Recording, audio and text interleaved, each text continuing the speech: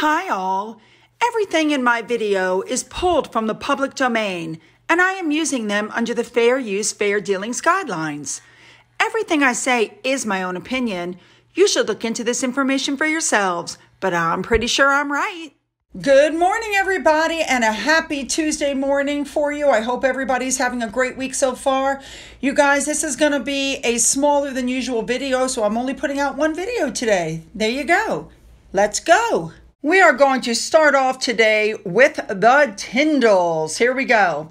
Mia Tyndall, who's 9, Lena, who's 5, Lucas, who's 2, had a play date out while Zara was at an equestrian event. Let me make sure I've got the names of all the kids correctly. This is Mia on the right and Lena on the left. Now, at some point, Mia tried out this bouncy castle. Apparently, she lost her footing. She fell. She slid out, but the way she landed head first actually down the slide. These are the kinds of things that I don't like. I never liked as an ER nurse. I'm just saying, like trampolines. I always had it where you weren't allowed to get on or off while somebody was jumping, and the netting had to be zipped shut because people would fall out and break their necks. Anyway, Mike went on the teacup ride with his son Lucas. He was seen carrying him around. This all took place at the Wellington International Horse Trials. Very nice. Very cute kids. Very cute. That little boy looks just like Mike. At least that's my opinion. Anyway, Zara was riding her course called Classicals Eurostar. We already know, but I'm just going to remind you that she won gold at the World Equestrian Games in 2006. She was also crowned BBC Sports Personality in the same year. Very nice. I think it's very nice that the family was able to go out and support her as she's riding. Now, this is the International Horse Trials in Heckfield, I believe it's the way it's pronounced.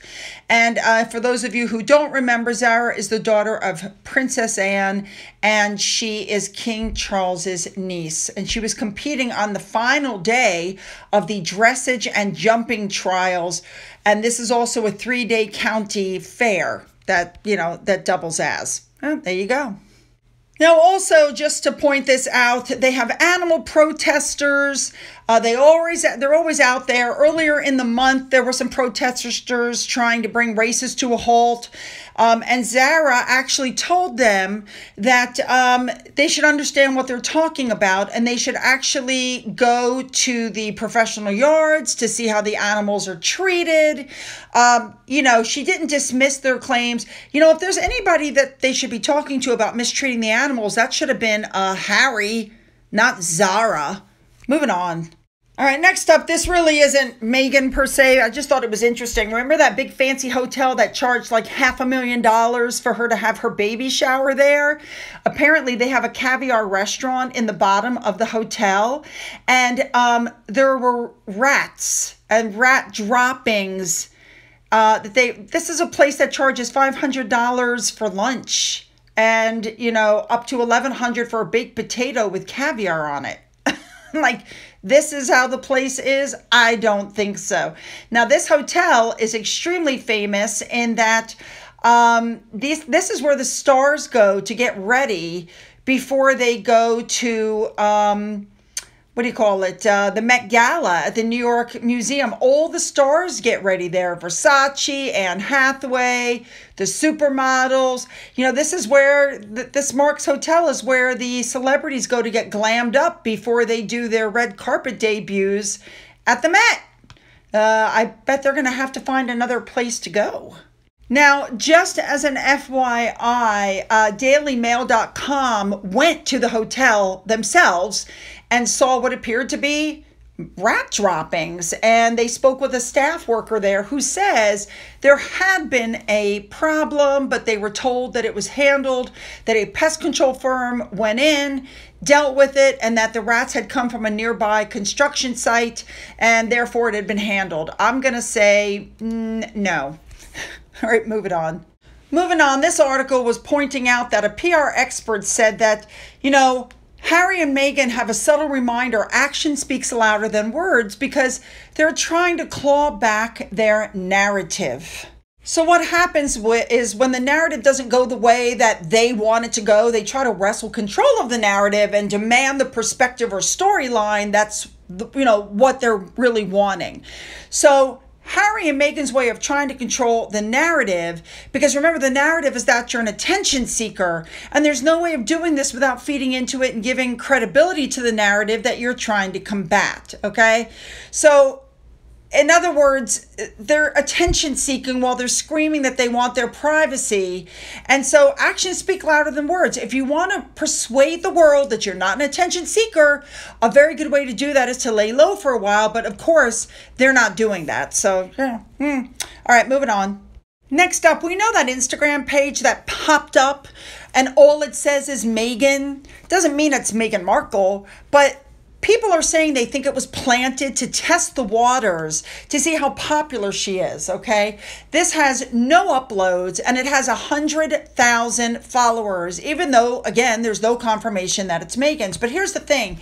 You've got somebody like Selena Gomez, who's got 485 million people following her.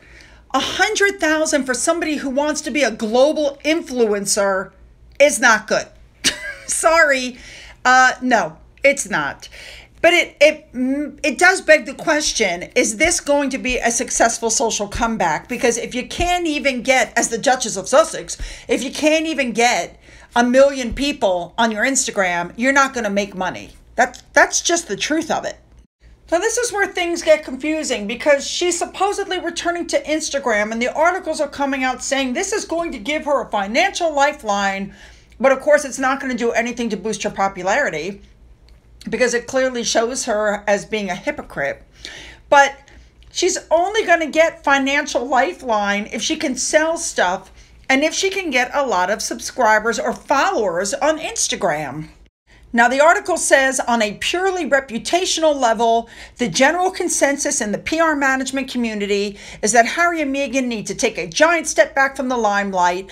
The thought of there's no such thing as bad publicity really doesn't apply here, because when you say the word Meghan Markle, a common response now is, oh no, now what? Well, their eyes are rolling. Okay, they swung for the royal family. They missed.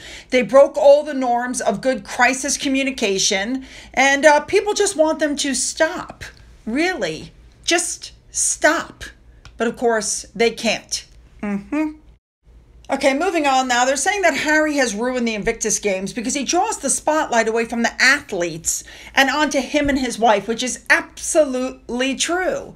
Meghan is going to show up. She's going to spend a lot of money on ridiculous clothes, which is really not nice when you consider that a lot of these athletes are on fixed incomes. So they're saying that the Invictus Games now would like to distance themselves away from Harry and Meghan. And now Angela Levin claims that she heard from some of the organizers that that's what they're wanting to do. But she said the Invictus Games are using them as publicity. They loved Harry. They've been very good. But the people who started it and felt strongly that he should have launched the games, or they're saying that now he's turned it into making him more important than he is now. People in Canada contacted Angela Levin saying they're trying to stop the 2025 one because they don't want it anymore with them. They don't want to do it because they're saying he ruined it, which I agree. Now, of course, we're learning that Harry is regretting leaving the royal family. Even though he still thinks that he was horribly and badly treated, he now realizes the value of the royal family and that he had a better life. You know what I'm saying? That everything was paid for, that he understands now the value of being there, that he worked for them, that it was all about philanthropy, that the PR machine of the castle kept everybody thinking he was this great person, and he was one of the most beloved members, and now they don't like him. And now it's being said that, the deals he and Meghan have made are going bad, and he just realizes he made a huge mistake. All right, I just had to touch on this puff piece. Meghan Markle and Prince Harry are reportedly renting a home in Kensington Palace. Who's stupid enough to believe that? The royal family is not renting them anything. They're having financial difficulties. There is no way that they are renting a home in Kensington Palace, especially since Meghan Markle refuses to step 1 foot in the UK again, and she refuses to let the children go without her. I mean, people, please, you can't be so gullible as to believe something like this. Moving on. All right, I want to go back to this whole Kardashian thing. Look at this article. This is from February of 2020. And what this article says is that Harry and Meghan snubbed Kris Jenner and the entire Kardashian clan because they were busy selecting their celebrity squad for life overseas. And they wanted nothing to do with them, and they wanted to stay away from the Kardashians. Supposedly, Heat magazine said Harry and Meghan were overwhelmed by offers, but they very quickly rejected the Kardashian clan. Yeah, I bet. Supposedly, an insider said that Kris Jenner repeatedly tried to organize a meeting with Meghan and Harry, and there was unwanted attention, and Meghan decided to distance herself. Now, apparently, Kris Jenner does run a PR company that specializes in celebrity brand management, so maybe Meghan Markle paid Kris Jenner to provide Doria with, the invitation and the clout to this thing that they went to the other day. Remember that? And they need the clout because they broke the cardinal rule of A-listers, which is you don't repeat everything that you hear. That's right. Now, the Sussex squad saw this picture and their response was not good. This person wrote that Harry and Meghan needed to fire WME ASAP because Doria shouldn't be anywhere near the Kardashians. And the Kardashians probably hunted Doria down for the photo op. And another squatty said that she was very unhappy to see Doria with the Kardashians, and it's bringing down the Markle brand. Right. According to Neil Sean, Meghan's getting desperate, needs to hang out with these people, and she is telling the Kardashians the same thing about her niece. She wanted to invite them to the wedding. She did, but the palace told her no. Uh-huh. Well, here's what you guys should know. You should know that the only photos that came out of Doria, in other words, there's no photos of Doria with the billionaire. There's no photos of Doria with even Longoria. There's no photos of Doria with the people who founded this group organization that she went to. There's a couple of photos of the Kardashians with Doria. That's pretty much it. None of the big A-listers took photos with her. And why would they? Now, that's not to say that the Kardashians aren't A-listers. They're not. They're social influencers. They don't act, they don't sing, they don't play an instrument. They're just social influencers. But none of the big people took pictures. I think it's what was said before. I think they were paid to show up, take pictures, and leave. Yep.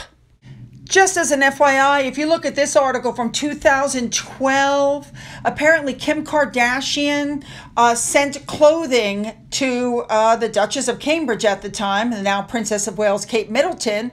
And apparently, as soon as Kate got it, she turned around and sent it back. They're not supposed to take freebies. And, Catherine followed the rules and didn't take the free stuff. So there you go. She's not supposed to accept unsolicited gifts unless the sender is known personally to her. And any such gifts are returned to the sender with a thanks and an explanation of the royal policy. And the clothing went back. There you go. All right, I just need to touch on this because I think it's true. The Kardashians of the American royals is complete because the kind of A-list status that the Kardashians are being known for is, porn, sex tapes. We know that. We've seen it. All right, you guys, you know what I'm looking for. Put those comments down and make them good. Don't forget to hit the subscribe button and the bell. If you've already hit the button, double check. Make sure you're still subscribed. Don't forget to go into the description box. You'll find the links to my Twitter, my Getter, my Rumble, my email. For those of you who want to send something, there's a physical address as well. If you've donated to my coffee fund or through the thanks button, thank you so much. And as always, you guys, have a great day.